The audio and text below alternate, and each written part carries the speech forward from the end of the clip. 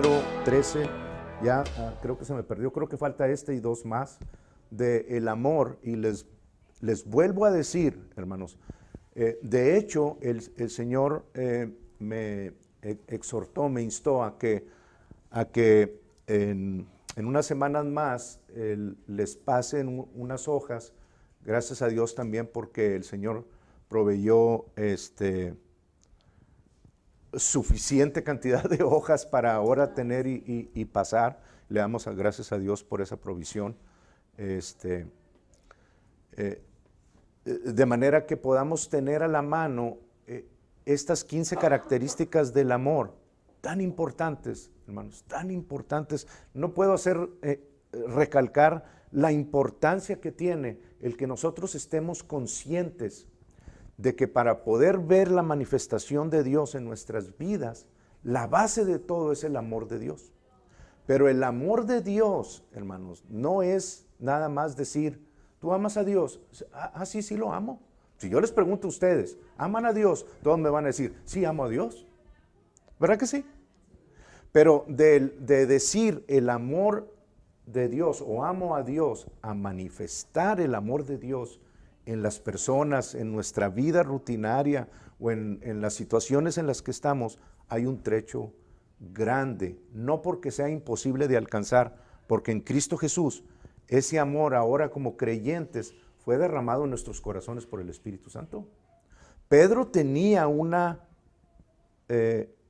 justificación cuando le dijo a Jesús, yo no te dejaré, sino pondré mi vida por ti. Y Jesús le dijo, me vas a negar antes de que el gallo cante, ¿verdad? Me vas a negar 3 veces. Y así fue, porque Pedro expresó una parte del amor con el que nosotros decimos amo a Dios, que es la parte del amor fileo. Y el amor fileo es muy débil, hermanos. Es el amor con el que las parejas comienzan también a enamorarse, aunque lo llaman eros, ¿verdad? Pero estoy hablando del principio del amor que nace de una emoción, de un sentimiento, de un deseo en el que queremos agradar a la otra persona, pero en el momento que la otra persona nos decepciona o hace algo, ese amor fileo o ese amor eros también, ¿verdad? Que son dos diferentes, simple y sencillamente desaparece. Y eso que parecía que nunca se iba a acabar, en el siguiente minuto puede pasar de un amor muy grande, aparentemente, a un odio instantáneo, ¿verdad? Y el amor no desaparece, hermanos, el amor sigue estando ahí. Pero si nosotros no podemos identificar el amor con el que Dios nos amó, que es muy diferente al amor eros o al amor fileo de entre hermanos, o el amor entre familia, que es el storge, ¿verdad? Es otro tipo del amor. Pero si no podemos identificar eso para aplicarlo en nuestra situación, vamos a estar tambaleando en la barca y nos vamos a caer, nos vamos a ahogar en cuanto a las relaciones que tenemos con nuestra cónyuge, con nuestras familias, con todos. Porque así le sucedió a Pedro, ¿verdad? Pedro, al utilizar ese amor de fileo hacia Jesús, simple y sencillamente ante la presión de te puede costar la vida, pero real, él dijo, no, yo no lo conozco, nunca en mi vida lo he visto. Y fueron los momentos más amargos que Pedro pasó en su vida, ¿verdad? Con el Señor, porque se sintió avergonzado, culpable, condenado, lo peor que podía sucederle en su vida, ¿verdad? Lo hizo, negó a Jesús cuando más lo necesitaba. Sin embargo, Jesús después, creo que es en Juan 20, le hace esa pregunta, Pedro, ¿me amas? Pero nuevamente, Pedro, yo sí creo, hermanos, yo sí creo, verdaderamente creo que Pedro recordó el momento de cuando él dijo, sí te amo, Señor, y falló. Recordó ese momento y cuando Jesús le dice, Pedro, tú me ágape a mí, con el amor incondicional de Dios, Pedro se sintió todavía incapacitado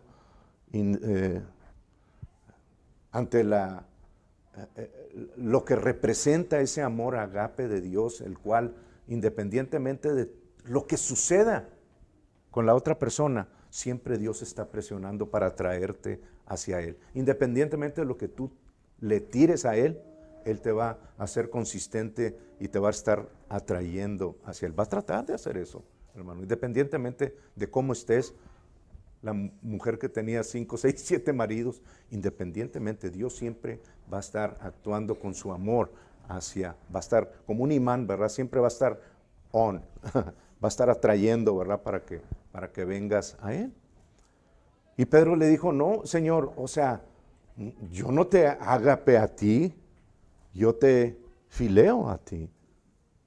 Y les decía la semana pasada, es como si andando de novios, el novio le dice a la novia, te quiere, me amas. Y la novia le dice, pues sí te quiero. ¿Verdad? Como que dices, caray, como que no está llenando mis expectativas, ¿verdad? Entonces eso fue lo que Pedro estaba respondiendo y le dijo otra vez, agape tú a mí, le dijo, te fileo, Señor. Y es por esa experiencia que había tenido, en la que él había fallado. Luego Jesús baja un poquito su nivel y la tercera vez ahora le dice, ya no le dice agape, ahora le dice me fileas. Y Pedro le dice sí. ¿Verdad? Claro que iba a ir creciendo en ese amor para poder llegar a amar a Dios como Él nos dice que debemos de amarlo. Por eso hay ese nuevo mandamiento, hermanos. Un nuevo mandamiento os doy, dice Jesús, que os améis unos a otros como yo os he amado. Bueno, pues ¿cuál es la diferencia? Ama a tu prójimo como a ti mismo. ¿Para qué tienes un nuevo mandamiento? Pero es que ahora en nosotros fue depositado el amor por el Espíritu Santo, derramado el amor de Dios en nuestros corazones, por el Espíritu Santo. Algo que el hombre no tenía capacidad para hacer, ahora Dios lo puso con su Espíritu Santo y trajo ese amor agape a nosotros, de manera que podamos responder en la misma forma que Dios nos amó. En Juan 17:23 dice que Dios nos ama a nosotros como ama a Jesús, en el mismo nivel. ¡Qué declaración tan grande! Pero igual de importante, igual de grande es la declaración que sigue 2 versículos después. Y el amor con que yo los amo, igual que a Jesús, está en ustedes, para que ahora amen a los demás. Entonces ya no hay excusa, hermanos. Ya no hay excusa para las relaciones matrimoniales, que creo que ya hemos hablado, bueno, algunos de ustedes no estuvieron aquí, pero en la relación matrimonial, pues Dios no está en la mayor parte de las relaciones matrimoniales. Ni Dios lo ha bendecido ese matrimonio, porque Dios no entra en donde no es requerido. Cuando dice para que sean uno mismo, pues uno mismo para comenzar en una relación es cuando las personas se aman, y ese es el éxito de la relación. Se aman con el amor ágape de Dios uno a otro. Cuando independientemente de lo que la otra persona haga, tú respondas, pues, ni modo, bueno, pues digo, pero Dios me amó a mí, me perdonó muchas cosas, aunque no me parezca eso de mi pareja, la voy a amar como Dios me amó a mí. ¿Me entienden, hermanos? Y las mujeres son mucho más fáciles de otorgar ese amor que los hombres. Por eso a los hombres les dice en Efesios 5, ama a tu mujer. Pero no es ámala diciéndole nada más te amo, no, es en las situaciones difíciles del matrimonio, tienes que responder como Dios responde a cuando tú fallas. ¿Ven qué diferente, hermanos? El amor, por eso el mandamiento nuevo que nos dio es ama con el amor ágape de Dios a aquellos, incluyendo a los de tu casa, que a veces son insoportables a tus requisitos, ¿verdad? Ámalos como Dios los ama. Si así hiciéramos, hermanos, entonces verdaderamente se cumpliría lo que Dios dijo: por esta razón dejará el hombre a su padre y a su madre, y se unirá a su mujer, y los dos serán una sola carne. La mayor parte de los matrimonios no hay una sola carne. No hay una sola carne. Si se unieran en una sola carne, no se separarían. Porque independientemente de lo que uno pueda hacerse al otro, la persona aplicaría el amor ágape de Dios y no permitirían que el hombre separe esa unión. Pero necesita aplicarse ese amor ágape de Dios. Si no, no hay solución para el matrimonio. Cualquier cosita va a actuar como un separador entre los dos, ¿verdad? Y el enemigo lo quiere lograr. Y nosotros entramos en acuerdo, aun siendo cristianos, hermanos. Esas cuestiones son en unos porcentajes que no deberían estar sucediendo. Pero el problema está en la enseñanza que se da desde el púlpito, porque no se enseña que el amor de Dios se trabaja en un nivel mucho más superior que el amor fileo o el amor eros o el amor storge. Mucho más arriba. El amor de Dios, no hay limitaciones para eso. No hay limitaciones para que Dios te deje de amar. No hay nada que tú puedas hacer en la vida, en tu vida, en tus años, en los que quieras, para hacer que el amor de Dios deje de ser en tu vida. Qué tremendo, ¿verdad? Qué bonito. Dios nunca te va a rechazar, hagas lo que hagas. Nunca te va a rechazar. Sí, hay un pecado de muerte, ya hemos entrado en eso, pero no es como la religión lo define, está lejísimos de ser lo que la religión dice que es, que ante cualquier circunstancia o pecado o tropiezo, Dios te deja de amar y si no te arrepientes te vas a ir al infierno. Mentira de la religión, mentira de la religión. Dios nunca te va a dejar de amar. La misma Biblia lo dice en Romanos 8, 30 y tantos. El amor ágape de Dios no deja a la persona, aunque la persona se separe. Cuando Dios tenga que emitir su juicio sobre toda la humanidad y se presenten ante Él todas las personas que no tienen a Jesucristo, en su corazón va a desear que esas personas estén con Él. Pero va a permitir que se vayan al infierno porque no lo requieren a Él. Nunca lo requirieron. Pero el amor de Dios nunca va a dejar de ser. Nunca, hermanos. Nunca, por la eternidad. Así que en eso podemos tener una confianza que antes no teníamos. El amor ágape de Dios en nosotros, derramado, para que no solamente sepamos y estemos confiados en que Dios nunca va a dejar de ser en nosotros, nos va a dejar de amar, ni nos va a abandonar, ni nos va a desamparar. ¿Por qué puede decir Dios, nunca te dejaré y nunca te desampararé? ¿Por qué puede decir Dios eso a nosotros? Porque desamparó y abandonó a Jesús. Jesús llevó el desamparo y el abandono por nosotros, hermanos. Por eso Dios nos puede decir a nosotros, nunca te voy a dejar y nunca te voy a abandonar, porque Jesús pagó ese abandono y ese desamparo. Qué bonito, ¿verdad, hermano? Pero ese es nuestro Dios. Así que ya no lo califiquemos en un estatus acá con su amorcito así, nada más que si ante cualquier ofensa ya nos dejó. No, eso no va a suceder. Nunca. El amor ágape de Dios es algo tremendo, incomprensible para nuestra mente, obviamente porque el amor es Dios. Y tanto en el Nuevo Testamento como en el Antiguo Testamento está escrito en la misma forma. En el Antiguo Testamento se conoce como el amor Gesed o Hasid de Dios. Un amor también totalmente incondicional que no responde a los insultos o las blasfemias o en una manera en que, bueno, hasta aquí llegaste, ¿por cómo te atreviste? Amén. Entonces, el que sigue es el amor todo lo cree y viene de una palabra, está media rarita ahí porque el mundo la utiliza mal, pero viene del griego pisteu, y representa, les voy a dictar 2 o 3, el que las quiera anotar, anótelas, pero sí les voy a dar en hojas, resumido, las 15 características del amor de Dios o de Dios que es amor, para que ustedes no solamente puedan decir, yo amo con ese amor de Dios, sino que ahora entiendo en esta situación, ante esta circunstancia, ante esta persona intolerante, hasta delante de esta persona que ya me tiene hasta acá, o delante de cualquier situación, que yo pueda aplicar el amor de Dios a esa situación, entonces estoy amando como Dios nos ama a nosotros. Y sé que la base de mi fe y de la gracia que estoy recibiendo está fluyendo en mí, porque mi base está activa, el amor de Dios. Por eso estamos en estas características tan importantes, hermanos. Y después se las hago pasar en hojas.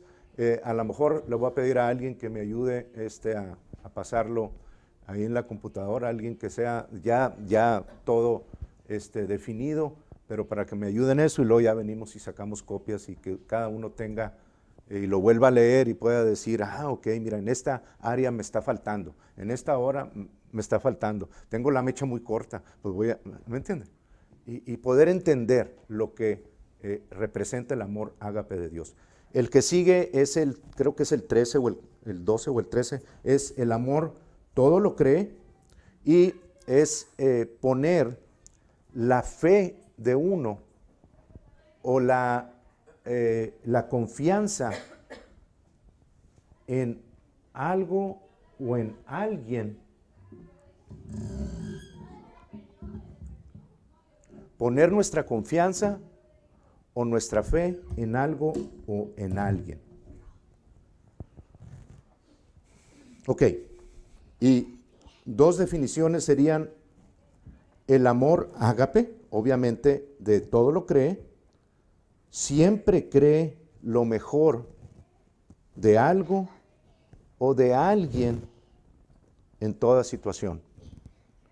El amor ágape de Dios siempre cree lo mejor de algo o de alguien en toda situación. Nunca se da por vencido. Nunca se da por vencido. Que resultará en lo mejor. Nunca se da por vencido, que resultará en lo mejor.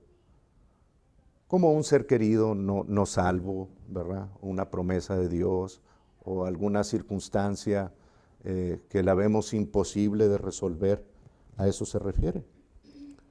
El amor ágape de Dios, en otra definición lo podríamos decir, no sabe darse por vencido. El amor ágape de Dios no sabe darse por vencido, sigue creyendo lo mejor siempre. Sigue creyendo lo mejor siempre. Ahora, esas son las definiciones de esta característica. Pero yo quiero que ustedes entiendan que este tipo de amor no es un amor tonto, hermanos. No es un amor estúpido. No es un amor que ante las circunstancias feas, malas o buenas, como quiera se pone de tapete ahí para que le sigan haciendo lo que quieran hacer. No. Quiere decir que yo, identificando las situaciones equivocadas en la otra persona, decido hacerlas a un lado, empujarlas hacia afuera y creer lo mejor en esa persona que va a venir.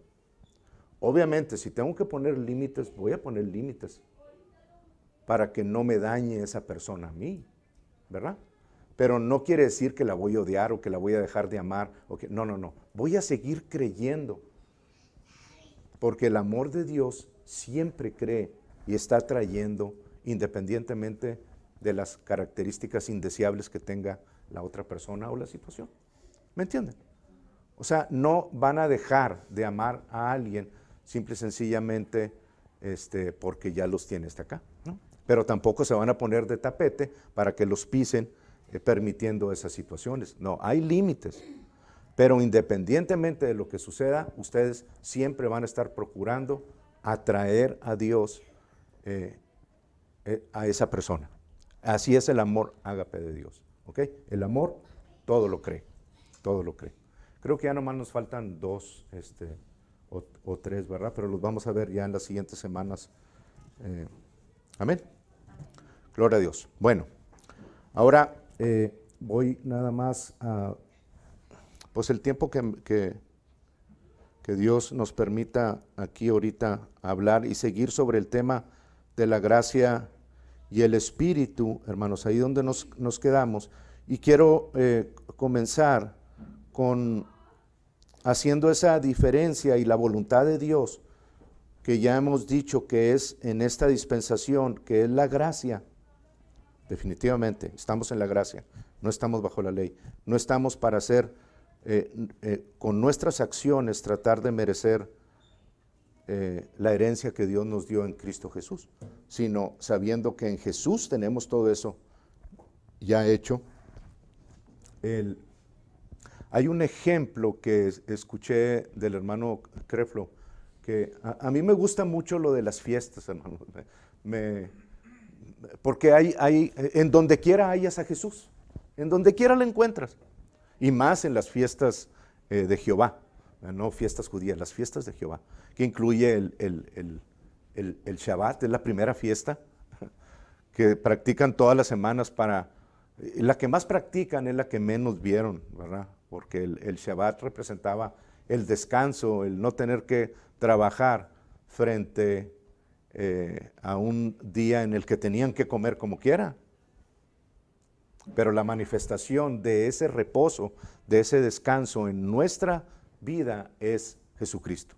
Jesucristo es Señor sobre el día, sobre el Shabbat, ¿verdad? Pero Él es nuestro descanso.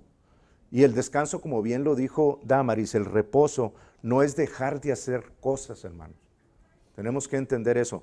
Cuando yo entro en el reposo de Dios, que lo vamos a estar viendo más, cuando yo entro en el reposo de Dios, tengo que descansar de mis obras, de tratar yo de poder hacer a Dios merecer, hacerme merecedor de la gracia de Dios.